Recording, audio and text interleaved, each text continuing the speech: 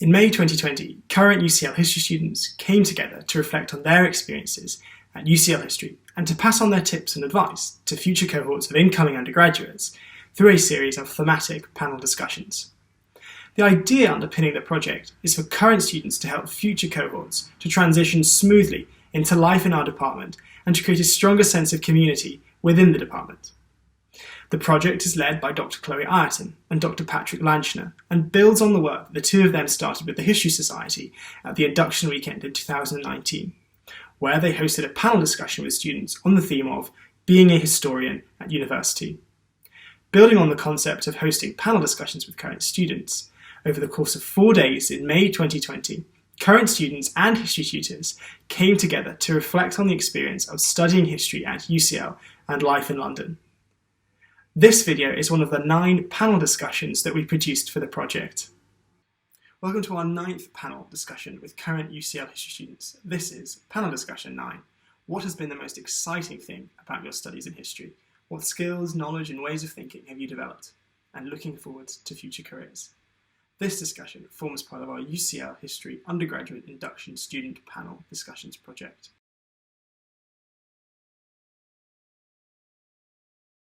Hi, my name is Jade Burroughes. I'm a third year history student here at UCL and I'm co-convener of this project alongside Chloe. My particular research interests are situated in gender history in modern Germany, particularly sexual violence in the Holocaust. I will be pursuing these interests further as of October at the University of Oxford, where I'll be doing a Masters in Modern European History. And I'm also the current UCL History Society President. Hello, my name's Manisha Thind. I've just finished my third year. However, I did a year abroad at UPenn, so I have 1 more year left. My history focus is around decolonisation, nationalism and civil rights movements. That said, I do a bit of everything. When I finish my degree, I either want to go into politics or management of some sort. However, I am still exploring my options. Hi, I'm George. I'm a third year undergraduate, which means I'll be graduating this summer. I'm interested in modern political and cultural history across a variety of countries. In my time at UCL, I've particularly studied Latin America and Europe and the relationship between those countries, as well as a bit on modern film in the United States. So really a whole range of different topics. And I've done a few extracurricular activities at UCL, a bit of student journalism, which I've really enjoyed, and lots of great events put on by the History Society, which I'd encourage anyone to get involved in. Hi, I'm Jude. I'm in my final year. I did my dissertation on the 16th century Caribbean and looked at English and Spanish racial attitudes towards Black Africans. I'm also interested in religious history, in medieval Europe, and any kind of intellectual history. I'm probably going to do a master's, but I'm not entirely sure when or where. I'm just kind of sussing out the current situation. Hi, I'm Adila. I'm in my second year. I'm going into my third year. I'm most interested in global history. And for my extracurricular activities, I've been involved with UCL STAR, which is UCL Student Action for Refugees. And I've also been involved with UCL Islamic Society. Hi, my name's Sinéad Owen. I'm a third year undergraduate history student at UCL. And I've been fortunate enough to study a really diverse range of modules. But my specific areas of interest are the history of crime and punishment in 20th century America, as well as American history in Hollywood film. Hello, I'm Patrick Lanchner. I'm a historian of Europe and the Islamic world in the later Middle Ages, or what is commonly known as the Age of the Crusades, and I'm particularly interested in comparisons that cut across these different spheres of civilization. Together with Dr. Chloe Ireton, I'm very much looking forward to the panel discussions with students and academics at UCL History about what it means to be a student and a historian at UCL. Hi, my name is Jason Pesey. I'm a professor of early modern British history at UCL. I teach all sorts of courses on politics, political culture, the print revolution, and so on. And as a teacher in the department, I've always been really interested in how students make the transition from school to university, adapt to different types of learning and different types of study, and how students make that transition and then develop the skills to become fully fledged historians. Hello, my name's Stephen Conway. I teach in the history department at UCL. I teach a variety of courses. For first and second year students, I offer a survey course on colonial and revolutionary North America from 1607, when the first English colony was established in Virginia, up to the ratification of the Federal Constitution of the United States in 1787. I also teach a second-year research seminar called Britons Abroad, which is about Britons who lived, worked, travelled, studied on the continent in the rest of Europe during the 18th century. And I also teach a special subject based on documents to final year students, which is on the American Revolution. Hi, I'm Chloe Ireton. I'm a lecturer here in the History Department at UCL, and I am leading, along with my colleague Dr. Patrick Lanchner, this really exciting project called UCL History Student Induction Video Resources, which really is part of the work that he and I are both doing in September to welcome in the new cohort of incoming undergraduate students. And we've been leading a series of panel discussions with current students to talk about various themes of life as a history student here at UCL. And you'll be seeing quite a lot of me over the course of these videos because I am chairing all of the discussions. So I wanted to get started off by asking all of you, especially those of you who are about to graduate, to think with us a little bit about what has been most exciting about your studies in history. We've just been talking about our research and special subject seminars in the previous panel, and obviously for some of you, you touched on really exciting things in other parts of your modules, but I was just wondering, what has been the most exciting thing about the study or research projects that you've all been engaged in?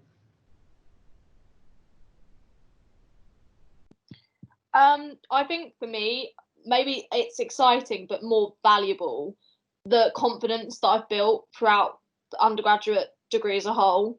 So I'm first generation student. I come from like a low income family, and I came from like quite a small state school.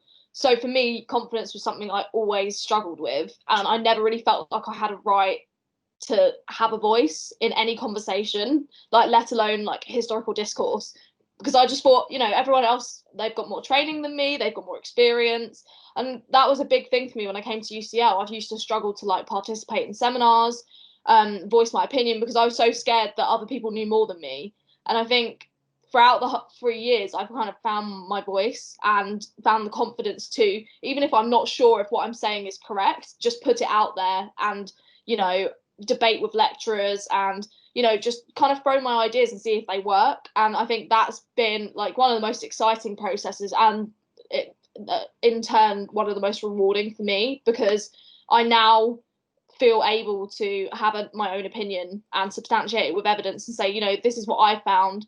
And I think it's just as valid as a point that anyone else would make that comes from a completely different background to me. So yeah, for me, that was one of the most exciting processes, like as a retrospective assessment.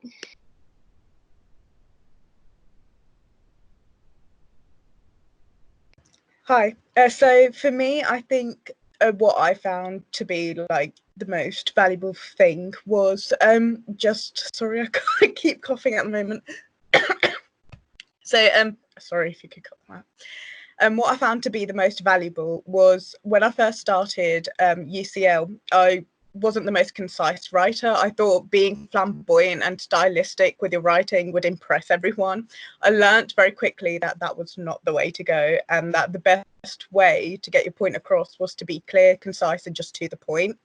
The other thing that's really helped me is just being confident in a way where I feel like I can sort of take on anything, and that I can take on any opportunity and go into any field, because history is one of those degrees where you get so many skills and you improve on so many skills that you can essentially do anything. And it builds up on Jade's point of confidence in terms of presenting, in terms of talking to others, and just communicating in general. So for me, I just feel like I've developed, grown, and just become a confident person overall over the course of the last 3 years.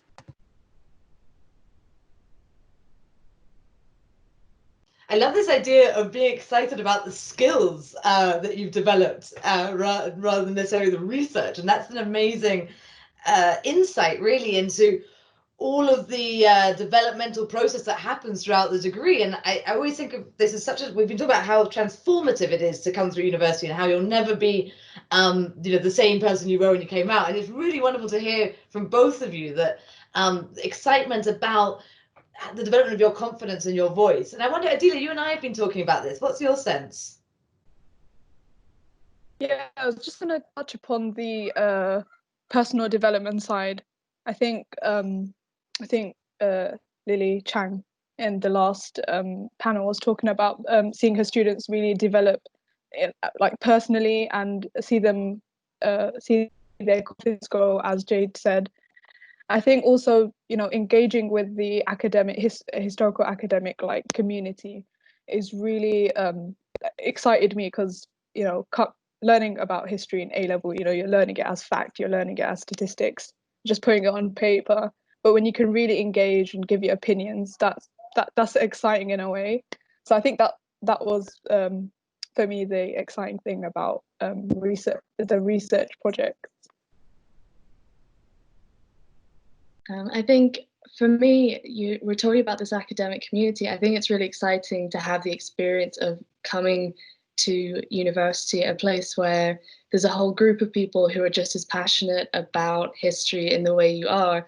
Like, of course, you have lots of friends you went to school with, but you probably, I don't know, when you come to university, you find you can really discuss your research and the things that excite you quite deeply with the friends you make in this community.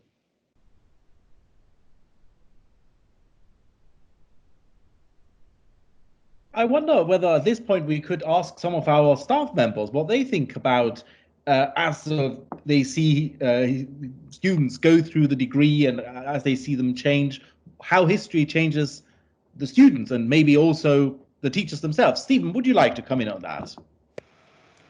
Thank you, Patrick. Yes, I'm very happy to add a little bit on that. I was very interested in what everyone's been saying so far, and I'm interested from the perspective of somebody who obviously has taught a lot of young people over a long period of time. I'm kind of in the autumn of my career, I think we may say.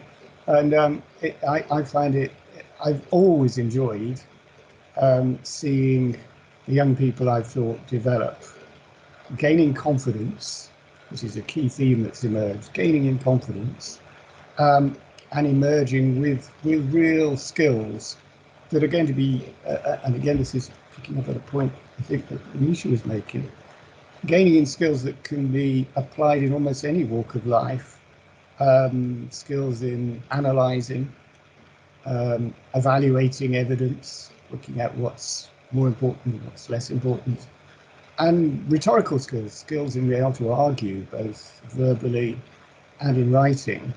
Those are skills that can be used in any field of life. There's no career that those aren't relevant to.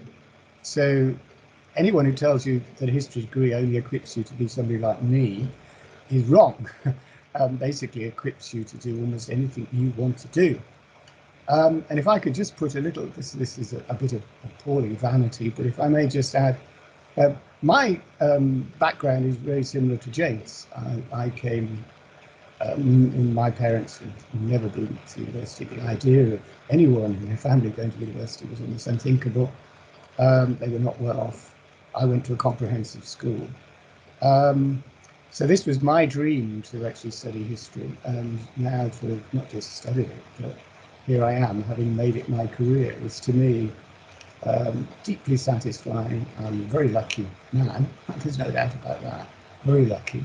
I've had lots of breaks that other people haven't had, but I've relished the opportunities that have come along. And it's actually some of the skills that I've acquired and keep acquiring. I mean, every year I learn something from my students. I learn new things.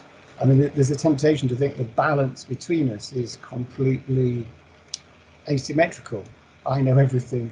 You're, to put it in Jade's words, you're coming feeling very conscious of how little you know. But I was really pleased when Jade said she now feels more confident about expressing views, even if she thinks they may not be absolutely right.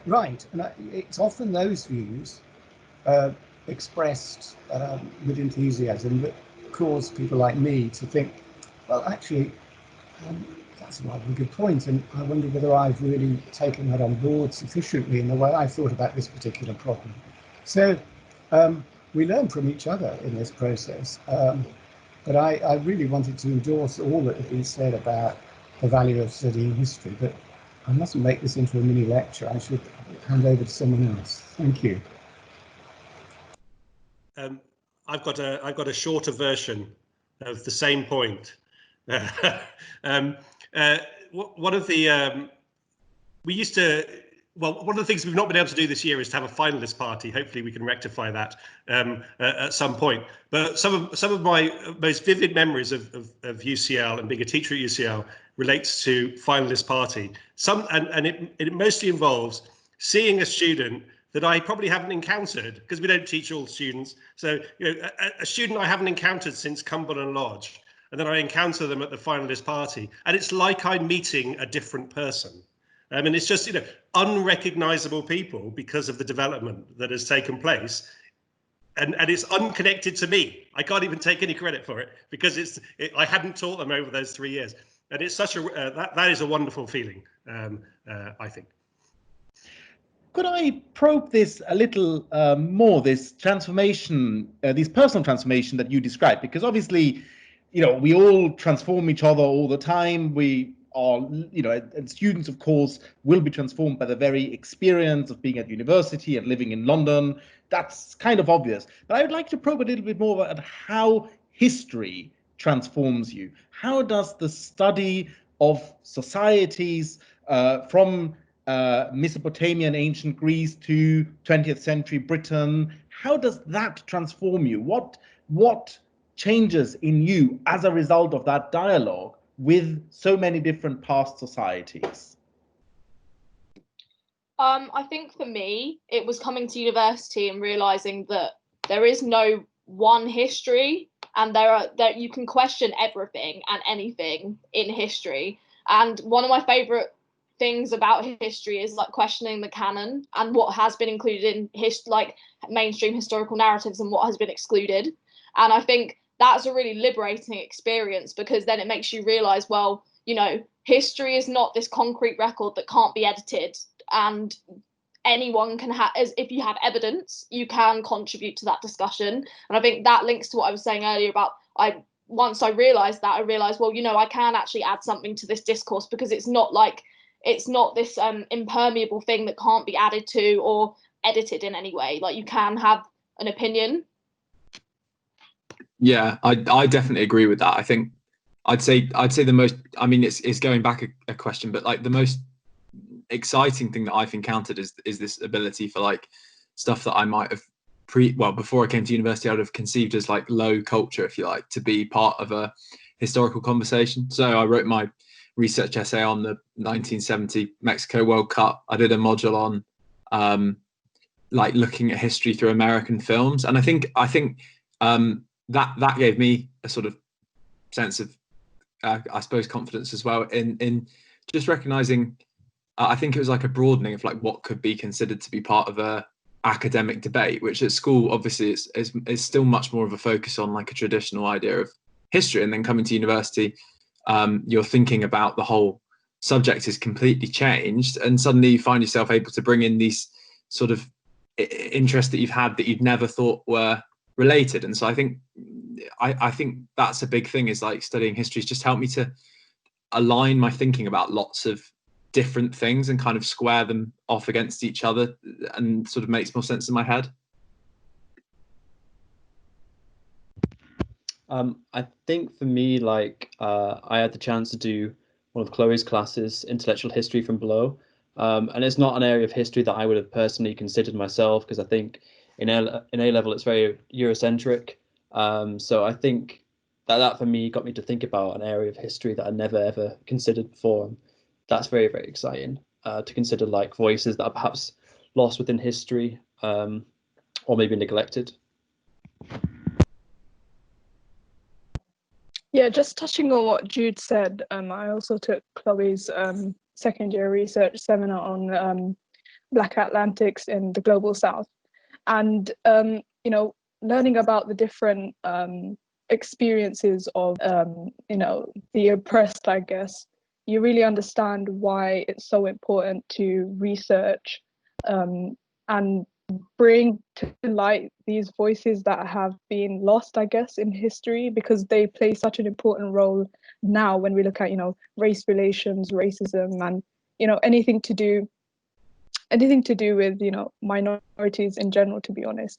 And I think that's what history has done, is just shown me that it's so important to study all different types of history. For me, especially things that are affecting our world today, I feel like it's given me a bit a deeper understanding and appreciation for all the past events. And yeah.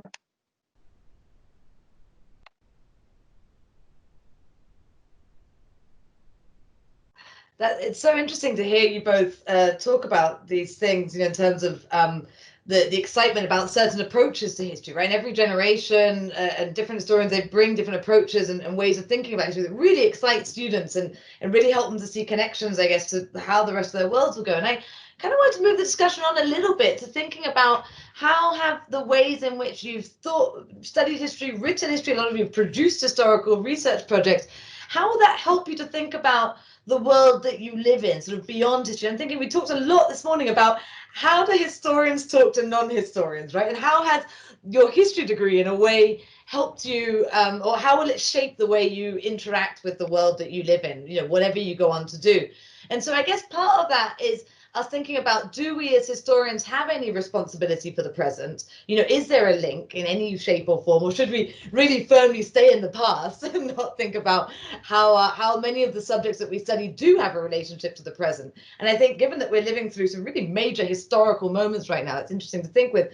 But also more broadly, how do you think some of the studies or research you've done, how will it shape the way you see the world and you go through the world? Not necessarily in the world of work, but how you interact with society at large. I know, Manisha, you and I have been talking about this extensively over the last few days, and I wonder what your perspectives are. Before I started UCL History, I just thought I'd do my degree, I'll get a job, and that will be that. But as I've been doing my degree and I've been learning loads about just loads of things, civil rights, decolonization movements, independence movements, stuff about Latin America. I mean, I can say like loads of different things. But what I've realised is you need a sensitivity and empathy towards people. That's like one of my key takeaways. And my social, political opinions have been reaffirmed. And what I've realised is I want my future job, career, my future life to have a meaning. So if I go into politics, I want it to be in some sort of ethical form. If I go into the corporate side of things, I want it to be very much geared towards like corporate social responsibility. I just want a meaning, if that makes sense. Because of like things I've learned, I understand the impact that individuals, that groups of people, that everyone can have on other people and populations. So history has just taught me a great deal about impact, effects, and just the power that individuals can have. And so that is it. So yeah, like you said, responsibility has become like a core component of my future. Sinead, I know you and I have been talking about this for a while. What are your thoughts on that?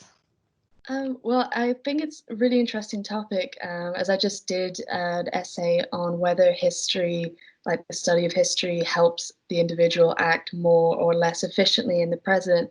And the argument I came out of that essay with was that it enables, like if history is studied to a good quality, it enables efficiency in the present. And I was thinking, in the era that we're living in at the moment, which is this overabundance of information that we face on Facebook, all kinds of social media, the discipline of history could actually be more useful now to the population than before, as we're kind of grappling with these ideas about like who is defining what truth is, and the kind of critical like analysis that you develop through studying history is something that I think is very beneficial for navigating our way through the current era we're in.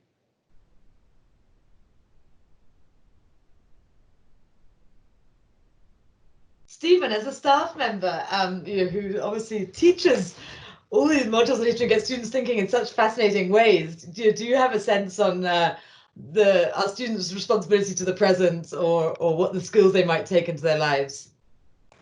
I think I do. I am listening with great interest to the comments of Adila and Manisha about uncovering groups that are excluded from traditional narratives, historical narratives, and getting a sense of how important it is to actually try and find those voices that are easily buried. And we've thankfully moved away from a position where history is just the study of the winners, so to speak. To me, speaking personally, what's important about the study of history and the way it equips you to play a role in today's life, in intellectual terms, is it gives you an understanding of how we are, where we are. So it gives you a sense of how we got to the position we're in, why certain attitudes seem to exist, rather than simply condemning them, which we may well want to do, but actually understanding how those attitudes have come to capture the minds of lots of people, to me is a really valuable thing we as historians can do. We can actually understand the present better because we understand the past. And that to me is a crucial role in studying history. We can get drawn into all sorts of ways in which history might be useful, but that to me is the most useful. I think just adding on from what Stephen just said, we were talking earlier about like how I think this is going to come up as a standalone question, so I'm sorry if I've stepped on toes, but so how like historians view the current pandemic and what's going on, and I think it's really related. My point is really related to what Stephen just said, because so I was writing an essay on the AIDS crisis at the time that COVID broke out, and I could not help noticing the parallels in terms of the tendency to discriminate and scapegoat during times of unprecedented calamity and like confusion. So when AIDS first broke out in America and the UK and across the globe, there was a tendency to, it became known in the British media as the gay plague, because it disproportionately affected gay people. And there was this tendency to, because no one understood what the virus was, they blamed it on the one already stigmatized group that was really badly affected by it. And it was that tendency to scapegoat in place of not actually knowing what was going on. And again, with COVID, that's been seen in the tendency to, blame it on China and it becoming known as like the Chinese flu by some people. And yeah, I just found it really interesting that like if that had happened and I had no awareness of like the AIDS pandemic and I couldn't draw that link, I would be very, very, I'd be really confused as to why that would be happening. And it does help me like understand the current climate a lot more, because there is this human tendency to scapegoat when we don't know the answers to something. Yeah, if I could come in on that, and thank you, Jade, for making such a very, very interesting point there. It's a difficult relationship, isn't it, between us historians and the present? Because on the one hand, it does seem like precisely the thing we should do as historians to explain the present and so on and so forth. But on the other hand, we are also in many ways the guardians of the fact that the present shouldn't overtake everything. The guardians of the fact that you need to have a very broad historical horizon if you understand the world. So currently, we're recording this in May 2020. We are watching television program after television program talking about this pandemic as this sort of unique meteorite-like thing that sort of crashed into our society. And in many ways it is.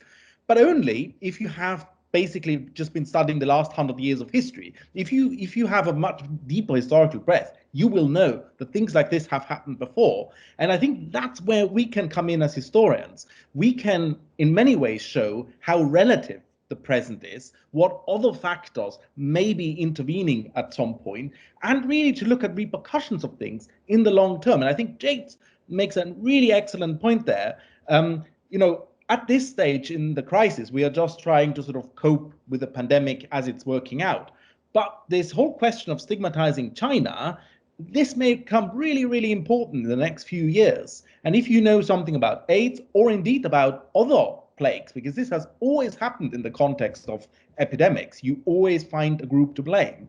You know what you need to look out for. And so I think it's a really, really good thing to be a historian, actually.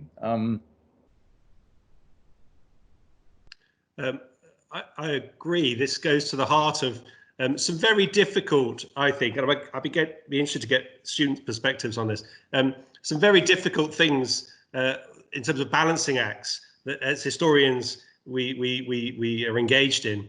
And we spend a lot of time, I think, warning students of the danger of anachronism. We worry about Whiggish tendencies, about teleologies, and we even worry about presentism. And yet, on the other hand, we want to retain, and the tone of this conversation is all about this, we want to retain some notion that we are useful and that being a historian has its uses in the present world. But that's a very, interesting line to walk between those two, between being useful without being anachronistic and teleological and all those bad things. And it seems to me that that's a really interesting kind of perspective and a really interesting thing to think about. And my own view is that we have to be careful, but cling on to being useful. And for our processes to be useful in the current climate. Of course, our current climate has been such over the last 3 years that historical time is speeding up because there is kind of whole new crises emerge that made us think, oh, well, how do we think about this as historians? It was Brexit. That seems a long time ago. And then last year we were thinking a lot about the climate crisis, and now we're talking about pandemics. So it's just like, kind of frenzy of intellectual, mental activity to think about the relationship between the past and the present.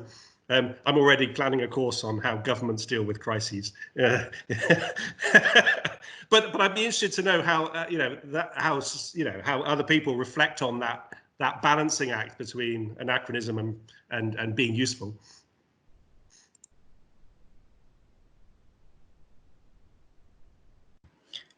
So one of the courses I did on my year abroad, I was talking about this with Patrick and Jade.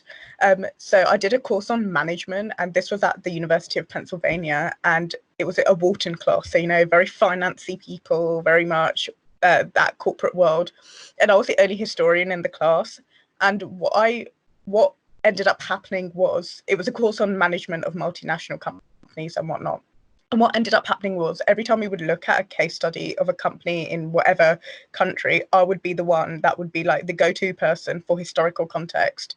Because what I've always taken for granted is that I'm a historian and I understand what's happened around the world, and I have like a good understanding of settings or like decolonization and whatever it may be. So at that point, I realized how important and useful history could be to understand political and social contexts and different concepts that other people necessarily don't. So yeah, I do think history is like immensely useful in so many different subjects, and that really, really was brought to fruition like when I went to America and just did so many electives in things that weren't history, and I just realized history was my favorite subject and that it was super useful.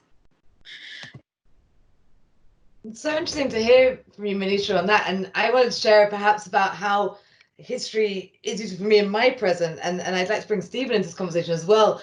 But I think for me, the way I think about the way my practice as a historian affects my present is from a methodological point of view and from a kind of an approach point of view, in terms of a lot of the work I do in teaching and writing is about whose voice gets centered, right? What's the grand narrative? And so a lot of folks who take my classes our protagonists are people who are in bondage, people who are experiencing loss of freedom, people who maybe never put pen to paper to write their thoughts, but nonetheless us trying to really understand what was their intellectual thoughts and production in this particular period, and how did it maybe affect empire or the spaces in which they lived. And so I think for me, whenever I'm in my present, I'm always thinking about whose voices are being centered here, right? What voice has currency in the press? Who are our public intellectuals that we give currency to? And what's at stake when we don't center other types of people in whatever society we're in? And I think someone, I think it was Sinead or Manisha earlier, you were talking about how history has given you sensitivity and empathy. And I think for me, in my day-to-day life, outside of my professional life, really it's given me a sense of that responsibility to really think about these questions about what voices are being centered. So I can really see a link between my methodology or my approach into that kind of present life. And the stakes are really big and really important.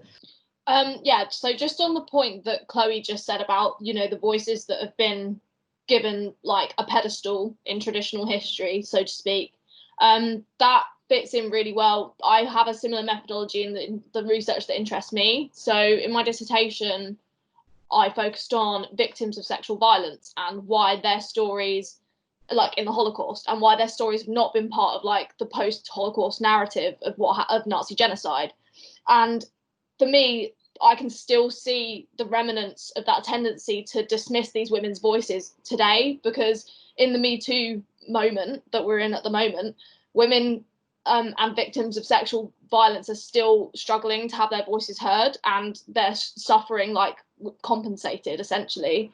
And the stories of the victims of sexual violence in the Holocaust is not known by many people, and actually it had very, very tangible effects. So those women they weren't entitled to victim reparations. They weren't entitled to national memorialization. They've literally like been written out of the narrative of suffering that has emerged in the post-Holocaust world. And I think even if my research in some small way can like even inform one or two people that these women existed and their suffering was legitimate and very, very horrific and they deserve being remembered, then I think like that's satisfying for me, and that's why I want to do this. Like, that's why I want to keep going with my research, because I think it is so important to bring those suppressed voices to light. I think we've heard a lot, haven't we, about bringing voices in that are often not heard, about acquiring empathy about societies that might feel very alien to us, but need to be understood as well, how everything is connected to everything else. Lots of different lines, I think, that came out. And I wonder whether this is, given that so many people have already brought it up, this is a moment to talk a little bit about the world we live in right now with this pandemic which has struck. We are governed mainly at the moment, I think, by people who have studied PPE, a little bit of classics as well. There is the occasional historian. Maybe they weren't the best historians, but I wonder whether we could think collective a little bit. If historians look at what's going on right now, and if historians were the decision makers, what would they say about this current crisis? I mean, how would we see this as historians right now?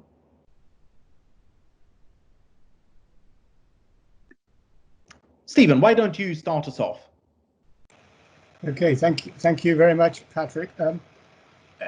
I think earlier on we were talking about how we might, as historians, recognise that the current pandemic isn't a unique experience in the sense that there have been other pandemics before.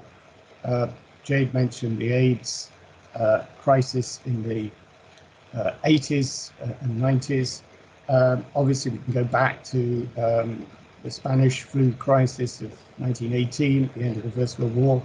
And then we can go back much, much further to successive plagues and major, going back to the Black Death, which is the one that I have kind of a vague knowledge of. But another way of looking at this is actually just to think about this as another crisis, and recognizing that crises of all sorts of kinds bring with them enormous pressures. We've talked about scapegoating already. Scapegoating is a consistent feature of every crisis. As people flail around for an explanation, they pick a group to blame. that's a fairly consistent thing, and we as historians are very aware of that, I think. We're also aware that, above all, crises cause fear, and fear leads to all sorts of things. It leads to hatred, which is what causes the scapegoating, but it also can lead very quickly to a trust in people who, in different sets of circumstances, would not be trusted at all, who end up getting into a position of power and influence because they're able to exploit fear, and they're able to identify scapegoats and play on people's anxieties. Now, in that sense, we can link the current crisis not simply with other public health crises in the past, but with all sorts of crises of numerous descriptions. And I think that's something that, to me as an historian, is really where we can play a part in helping contextualize what's happening now, and avoid people thinking this is a unique set of circumstances. It may seem at the moment unprecedented, but it's in lots of respects not. And I think there's a communications aspect to it as well, like diving deeper into that. That's one way that historians might come up with a kind of overall framework of how to process a crisis. And I think that's been a really, especially in the early days of the coronavirus, this idea that very quickly it sort of transformed from something that I can remember the week when it went from something that people thought, oh, this isn't going to cause any problem, to like society might never be the same way again. And like obviously a big part of that is this this kind of communications, public discourse element to it. And I think that I think what I heard people compare it to at the time was like 9/11, in terms of it was the first thing to completely take over the news in that way since 2001. And I think that's another particular historians in the future might look at it from, is the way that there's been all these different narratives constructed over the course of the crisis. I mean, Stephen is absolutely right that crises are really interesting things to study. Crises are, the historical perspective on crises, that they are often, maybe always, turning points. It's what crisis means, a kind of turning point. It could go either way. Things can go either way from a crisis. It's a moment of decision making. And the historical perspectives I see, that there are lots of ways in which historians can think about the bad stuff that happens as a consequence of a crisis. Governments exploiting the opportunity to take vast amounts of power, claiming necessity, emergency, so emergency powers, and we're seeing a lot of that, just as we've seen throughout history. But perhaps because I'm an optimist of the will, at least, it seems to me that one of the things that historians can do when thinking about crisis is to think about opportunities. Crises, it seems to me, are often kind of pregnant with thinking. They produce, they encourage, they foster thinking. They cause people to reflect. And I suspect that historians looking back on this will see things that we can only just begin to feel and intimate about what's happening now, about how we are thinking, whether it's about the relationship we have with our communities or whatever. But it seems to me that people are provoked to think, and periods of crisis are generative and productive and creative most of the time in history. And so, we should always, we should never shy away from thinking about the bad things that happen, not least in terms of governance and political exploitation of crisis. But I think we should also focus on the interesting and sometimes useful and creative and productive things that come out of crises. And that's what. So I'd like to think that, given that that's how historians can reflect on previous crises, we should think about the good things that may come out of this crisis. I was just thinking that one of the most important things historians can do during this crisis, I think, is to remind people to take a very interdisciplinary approach to studying this, because maybe there's a chance they'll see more than just an epidemiologist would by looking at the ways certain minority groups are being affected by the virus in different ways than just the scientific way a virus attaches to your cells. There's things happening within institutions, within communities, And I think historians can perhaps help that process by keeping that rounded view of things. How, as historians, we would respond to, think about the current health crisis. And I'm wondering, because Patrick, this is something that you and I have been talking about a lot, but what's your sense on why did we come to this particular topic at this moment? What do we hope students will get out of such a project? Do you have any thoughts on that? Well, I think that comes back to the whole question, isn't it, about historians and the present, that our questions will always inevitably be shaped by the world we live in. And so undoubtedly, we now ask about pandemics in a way we didn't even a year ago. I have a colleague who just wrote a massive book about epidemics from the plague of Athens to AIDS. He picked the right topic. And he had a hard time for the last 10 years because a lot of people weren't very interested in the topic. And now, all of a sudden, this is the moment. So we are captured by this. And so it kind of makes sense to talk about it for that reason. And as we've seen in this conversation, it's something that is in our heads. But on the other hand, I think as historians, we must also have this responsibility of putting things into perspective, as Stephen said, and just asking really, well, how does it compare to other crises? How does it compare to other epidemics? And really, I think it's for that reason a good opportunity to introduce students at the threshold of coming to university to the task of a historian. We do this every day. And, we are talking about epidemics right now. But what if we are going to talk about civil war in 2 or 3 years' time, or nuclear war further down the line? Heaven forbid about any of those topics. But as historians, I'm afraid we have to say some of those things are likely to come round at some stage. So I think as historians, I think we are perpetual Cassandras, but we are at the same time also, we can take confidence in the fact that nothing can really shock us. And so I think it's a good moment to capture all that. It's so interesting, Patrick, because in a way, the way I thought about it was completely different. And this shows how historians approach things in very different ways. Because for me, I think I was thinking more about the different types of approaches to history that one might do to tell the story of the current moment. And so one could approach it from a social history perspective, from a history from below, from a political history perspective. We were just discussing in our earlier workshop about how we could analyze Boris Johnson, our current prime minister, and leadership, and sort of all from a very kind of political perspective, but also thinking a lot about in the work I do, sort of structural inequality in society and how this particular crisis brings up a whole bunch of things. It's really interesting also to think about putting it in perspective and in context in the longue durée, I guess, of history and comparative history, but also about how all the different approaches that students will be learning about in the course approaching history would really reshape the way in which they tell the history of this current pandemic. So I think that's really interesting. I wonder what Jude's sense of that is, because you and I have been working a lot on intellectual history from below, and then perhaps we can hear from some staff. I think one thing that me and my friends discussed was that the virus hasn't affected everyone equally. And one thing that me and Chloe do with our particular type of history is we look at the diverse lived experiences within the sort of Spanish Empire.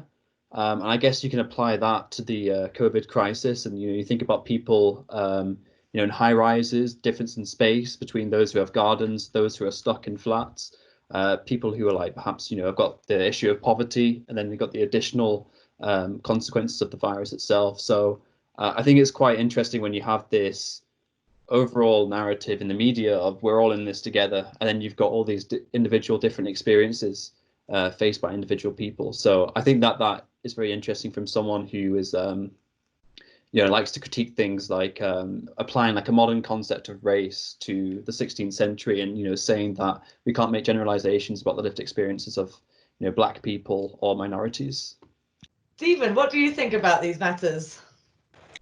Well, I was really just going to say that I think this is what we've been talking about, the COVID crisis.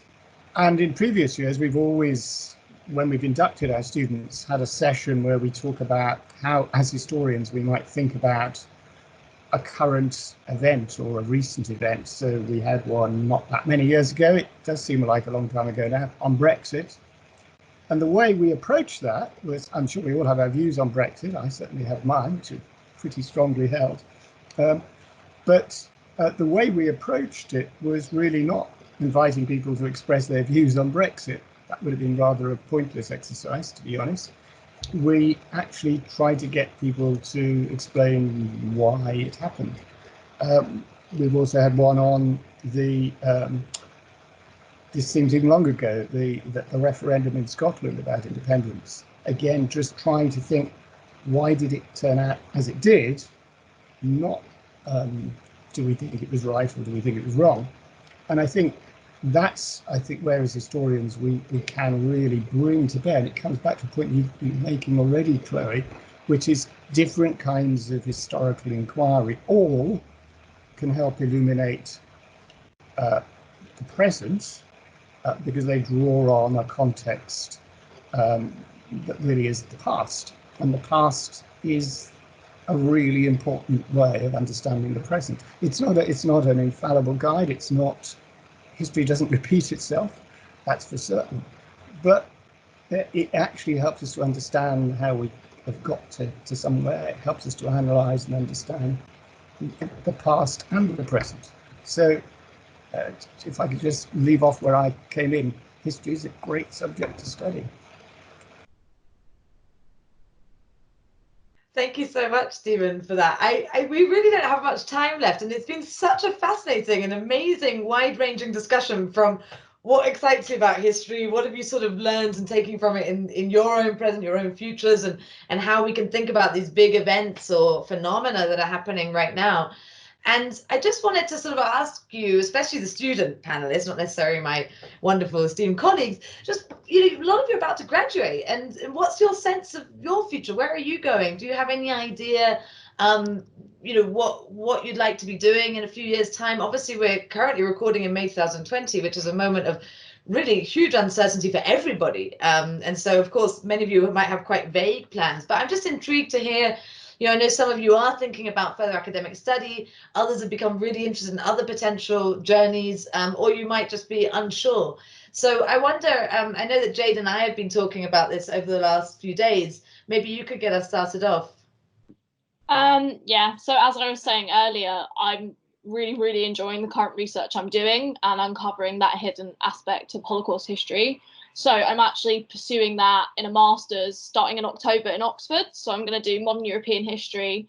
I got admitted 2 months ago, and yeah, so my supervisor and me have been chatting via email for the past few weeks, and yeah, so I'm just super excited to keep adding to that research, and hopefully after that, PhD, fingers crossed. So I've still got 1 more year to go because I did a year abroad, but I've sort of realised that because history is so wide-ranging, I can go into many different things. So I'm thinking about management in like startups. I'm thinking about politics. I might go into further academic study, but there's just so many opportunities. So I'm just going to explore.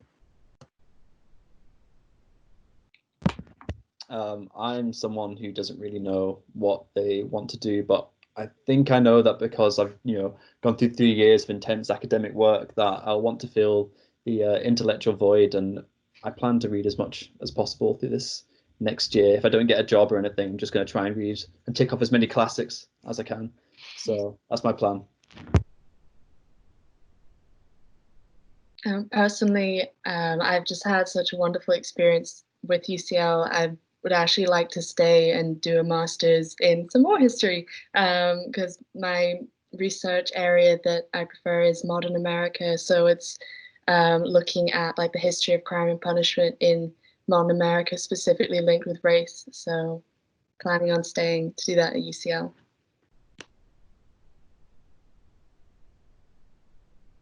Adila, you are going into the 3rd year, so you probably have no sense of what you're doing afterwards, but what are you most excited about for next year? Funny enough, I'm really excited about the research project, just because I think that will really help me understand if I would want to go into research later on, and it just will give me like the freedom to really do what I like and what my passion is. So yeah, hopefully it goes well, but we'll see. And I've really enjoyed writing as part of my history degree, so I'm going to do a journalism qualification next year, and then hopefully pursue a career in that and see what happens with that and what that leads to in the future.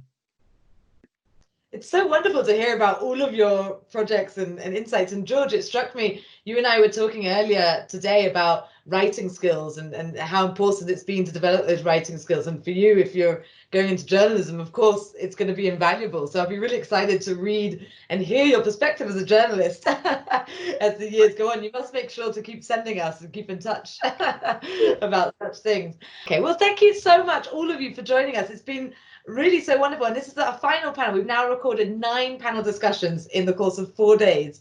And really, I cannot thank all of you enough for all of your enthusiasm and all of the amazing themes and perspectives you've brought to us. We, as staff members on this, have learned so much from all of you. And I feel that I'm going to come out of this knowing how to be a better personal tutor, a better historian, a better teacher.